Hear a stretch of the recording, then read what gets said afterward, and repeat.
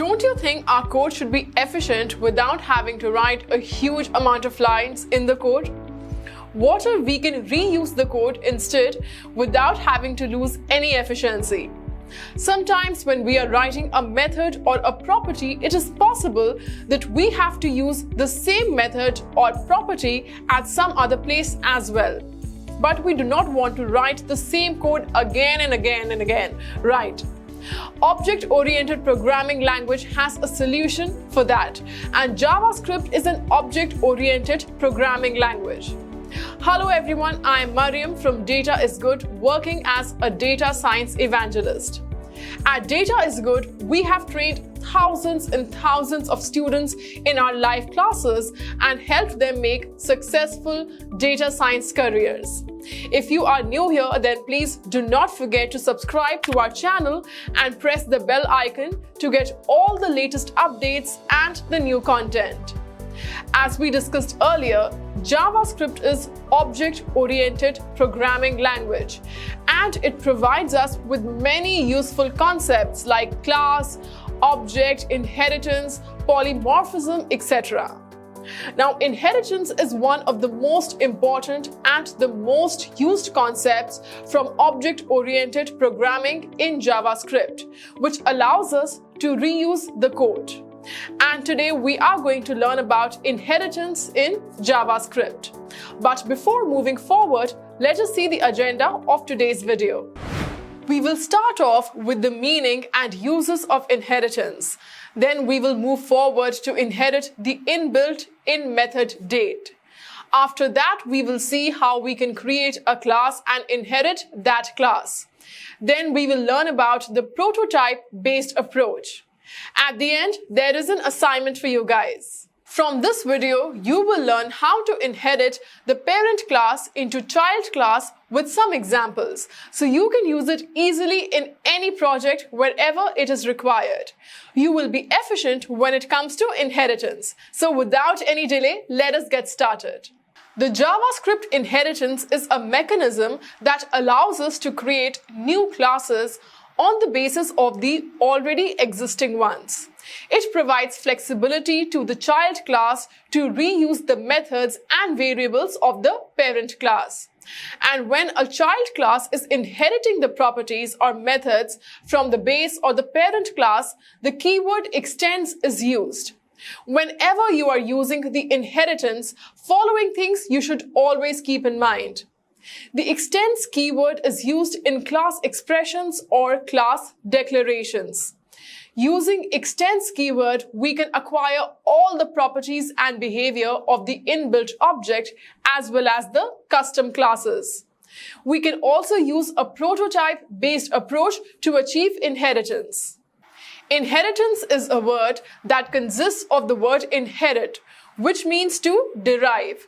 So inheritance is defined as one class's tendency to derive properties and characteristics from other classes. Well, here are the reasons of why we need inheritance in OOP. To reuse code, write code and apply it further wherever necessary. To avoid duplicity and data redundancy in the program. To reduce space and time complexity. Easier in hierarchical programming paradigm. Variables of the same name can be used multiple times in the scope of the code to create dominant data objects and functions. Well, there are some inbuilt classes like date, and we can extend them. So without wasting any time, let us jump right into the code. In this example, we have created a class movement which extends the built-in class date so that it can use the methods and properties of the base class date. In the constructor of the movement class, we have used super keyword. The super keyword refers to the parent class. It is used to call the constructor of the parent class and to access the parent's properties and methods. Then we created the object M of the constructor class. The newly created object helps to get the date, month, and year. Let us see the output, which is the current date. Great, so we have got the correct output. Now we will see how we can create the class and extend it. So let us dive into the coding part. So in this example, we have created a class named bike, and in the constructor of that class, there is a property with the value Honda. After that, we created another class vehicle which extends bike. That means the property from the bike class is now accessible to the child class vehicle. In the constructor of the vehicle class, we are passing two parameters, name and price. With the help of super keyword, the child class inherits the property of the parent constructor. Object of the child class is V, which can be used to access both the classes. Then the company from bike, name and price from the vehicle are displayed on the screen. Let us see the output on the browser. So the output is Honda Shine 70,000. VS Code example using a prototype approach. So here we perform prototype-based inheritance. In this approach, there is no need to use class and extends keywords. All JavaScript objects inherit properties and methods from a prototype. Date objects inherit from date.prototype. Array objects inherit from array.prototype. Person objects inherit from person.prototype. The object.prototype is on the top of the prototype inheritance chain. Date objects, array objects, and person objects inherit from object.prototype. So let us look at the examples to see how we can do that. In this prototype-based approach example, first there is a constructor function, bike. Then we are returning the company property in the function getName, which is created with the help of prototype. And this constructor has an object bike having value Honda. var bike is equal to new bike Honda.